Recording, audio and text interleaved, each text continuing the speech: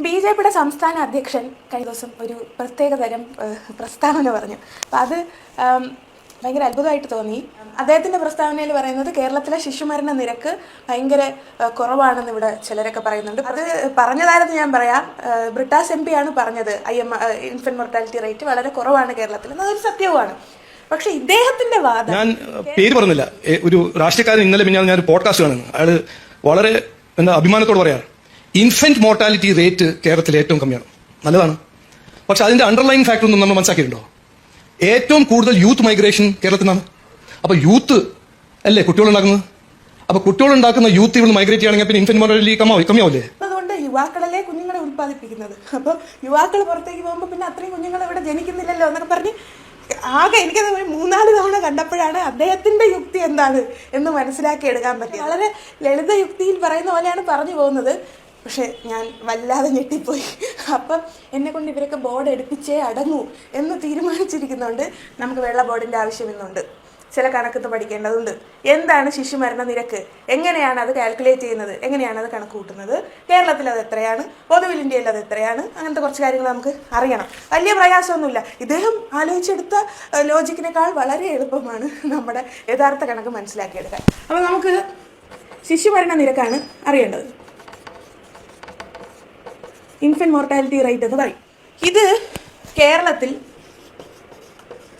5ആണ്. UP-യിൽ ഉത്തർപ്രദേശിൽ ഇത് 38ആണ്. ഗുജറാത്തിൽ ഇത് 23ആണ്. ഇന്ത്യയിൽ പൊതുവെ ഇത് 27ആണ്. ഇനി അമേരിക്കയിൽ ഇത് 5.5ആണ്. അതായത് അമേരിക്കയേക്കാൾ കുറവാണ് കേരളത്തിൽ എന്നർത്ഥം. ഇനി ഇവിടെ നിന്ന് കുറേ പേര് വെളിയിലോട്ട് പോകുന്നതുകൊണ്ട് ഇവിടെ ജനിക്കുന്ന കുഞ്ഞുങ്ങളുടെ എണ്ണം കുറവായതുകൊണ്ട് അവിടെ കൂടിയതുകൊണ്ട് ഇവിടെ കുറയാത്തതുകൊണ്ട് അങ്ങനെയല്ല. ഇത് ശരിക്കും ഒന്നാമത്തെ കാര്യം കേരളത്തിൽ നിന്നല്ല യുവാക്കളുടെ പുറത്തേക്കുള്ള പോക്ക് ഏറ്റവും കൂടുതൽ. കേരളത്തിലൊന്നുമില്ല. ഇന്ത്യയിൽ മറ്റു പല സംസ്ഥാനങ്ങളിലും അത് കേരളത്തെക്കാൾ കൂടുതലാണ്. അതിലേക്ക് നമുക്ക് പോകണ്ട. നമ്മൾ കുഞ്ഞുങ്ങളുടെ മരണനിരക്ക്, ശിശു മരണനിരക്ക് നമ്മൾ എങ്ങനെയാണ് കൂട്ടുന്നതെന്ന് വെച്ചാൽ 1000 കുട്ടികൾ ജനിക്കുമ്പോൾ അതിൽ 1 വയസ്സിൽ താഴെയുള്ള 1 വയസ്സ് പൂർത്തിയാകുന്നതിന് മുമ്പ് മരണപ്പെടുന്ന കുഞ്ഞുങ്ങളുടെ എണ്ണം എത്ര എന്നാണ് നമ്മൾ നോക്കുന്നത്. 1000 കുട്ടികൾ ജനിക്കുമ്പോൾ, അതിപ്പോൾ 1 ലക്ഷം കുട്ടികൾ ജനിച്ചാലും 10 ലക്ഷം കുട്ടികൾ ഒരു വർഷം ജനിച്ചാലും 1000 ജനിക്കുന്നുള്ളൂ എങ്കിലും നമ്മൾ 1000ന്റെ കണക്കിലാണ് അത് എടുക്കുന്നത്. അതുകൊണ്ട് എത്ര കുട്ടികൾ ജനിച്ചു എന്നത് പ്രശ്നമല്ല. ഇതൊരു നിരക്കാണ്, ഒരു റേറ്റ് ആണ്. ഈ കണക്ക് എങ്ങനെയാണ് ഈ കുഞ്ഞുങ്ങൾ എത്ര പേര് മരിച്ചു 1 വയസ്സ് തികയും മുമ്പ് എന്നൊക്കെ ഉള്ളത് കണ്ടെത്തുന്ന നിരക്ക് കണ്ടെത്തുന്നത് എങ്ങനെയാണെന്ന് വെച്ചാൽ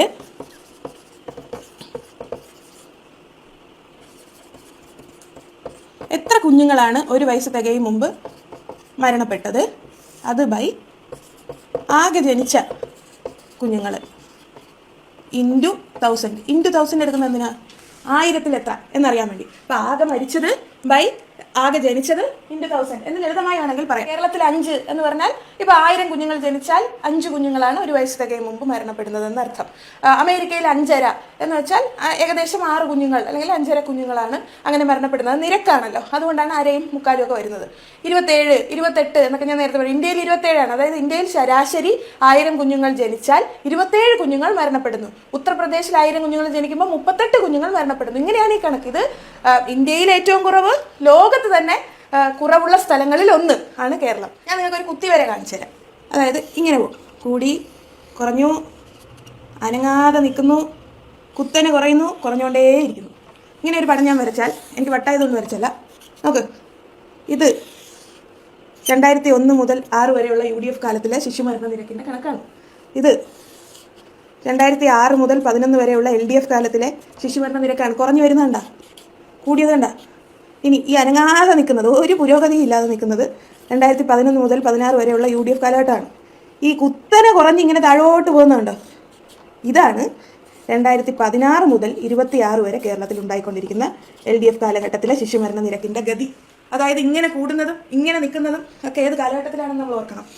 അപ്പോൾ LDF സർക്കാർ മാറി UDF സർക്കാർ വന്നിട്ടുള്ള കാലഘട്ടങ്ങളിൽ നമുക്ക് ഒരുപാട് കുഞ്ഞുങ്ങളുടെ ജീവനും നഷ്ടമായിട്ടുണ്ട് എന്നും കൂടി മനസ്സിലാക്കണം. ഇങ്ങനെ ഒരു വലിയ കണക്ക് മുന്നിൽ നിൽക്കുമ്പോൾ അവിടെ കൂടിയതുകൊണ്ട് ഇവിടെ കുറഞ്ഞതുകൊണ്ട് അവിടെ കൂടിയതൊന്നും ദയവായി പറയാതിരിക്കണം. അന്നൊരു ബിസിനസ് മാനല്ലേ, കുറച്ച് സ്റ്റാറ്റിസ്റ്റിക്സ് പഠിക്കൂ.